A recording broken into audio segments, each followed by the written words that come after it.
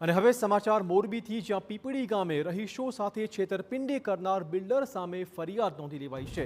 4 સોસાયટીના રહીશો સાથે ઠગાઈ આચરનાર 8 બિલ્ડર વિરુદ્ધ દાખલ થયો છે ગુનો। 4 સોસાયટીમાં 300 મકાનો બનાવી લોકોને સુવિધા ન આપી હોવાનો દાવો થઈ રહ્યો છે અને ઠગાઈ આચરવામાં આવી હતી। બિલ્ડર દ્વારા પાણી, લાઇટ, રોડ, ગટર, કોમન પ્લોટનું વચન આપવામાં આવ્યું હતું। બિલ્ડર્સે વચન પૂર્ણ ન કરતા સ્થાનિકોએ રજૂઆતો પણ કરી હતી। અંતે 8 બિલ્ડર સામે ગુનો દાખલ કરવામાં આવ્યો છે।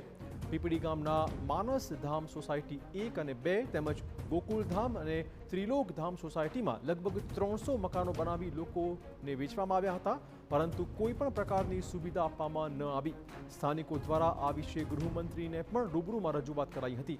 અંતે લોકોની રજૂઆતો બાદ બિલ્ડર મનીષ કાલરિયા, ચિંતન ગામી, મિહિરસિંહ જાડેજા, રાજદીપ ગામી, જગદીશ એરવાડિયા, અંકિત નેસડિયા, પ્રવીણ ગામી તેમજ કિશોર સેરસિયા વિરુદ્ધ ફરિયાદ દાખલ કરાઈ છે।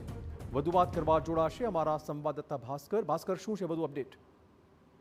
જે ચોક્કસથી મોરબીમાં જે બિલ્ડરો છે તેના દ્વારા જે પ્રકારે છેતરપિંડી કરવામાં આવી છે તેમાં ગુનો નોંધવામાં આવ્યો છે, જેમાં પીપળી ગામ નજીક આવેલી જે 4 જેટલી સોસાયટી છે તેમાં 300 જેટલા મકાનો આવેલા છે અને આ તમામ જે સોસાયટીના રહેવાસીઓ છે તેના આ બિલ્ડરો દ્વારા જે તે સમયે મકાન વેચવા સમયે જે પ્રકારે વચન આપવામાં આવ્યું હતું કે લાઇટ, પાણી અને ગટરની તમામ સુવિધાઓ આપવામાં આવશે, પરંતુ ત્યારબાદ આ બિલ્ડરો દ્વારા આ સુવિધાઓ આપવામાં આવી ન હતી અને જે પ્રકારે આ જે રહેવાસીઓ છે તેના દ્વારા અનેક જગ્યાએ રજૂઆતો કરવામાં આવી હતી અને ત્યારબાદ ગઈકાલે 8 જેટલા જે બિલ્ડરો છે તેના વિરુદ્ધ મોરબી તાલુકા પોલીસ મથકમાં ગુનો નોંધવામાં આવ્યો છે અને હાલ પોલીસ દ્વારા વધુ તપાસ શરૂ કરવામાં આવી છે। જી ધન્યવાદ તમામ જાણકારી બદલ। તો આપણે કહી દઈએ કે મોરબીના પીપળી ગામની આ ઘટના છે। 4 સોસાયટીના 300 જેટલા રહીશોએ ફરિયાદ કરતા 8 બિલ્ડર સામે ફરિયાદ નોંધી લેવાઈ છે।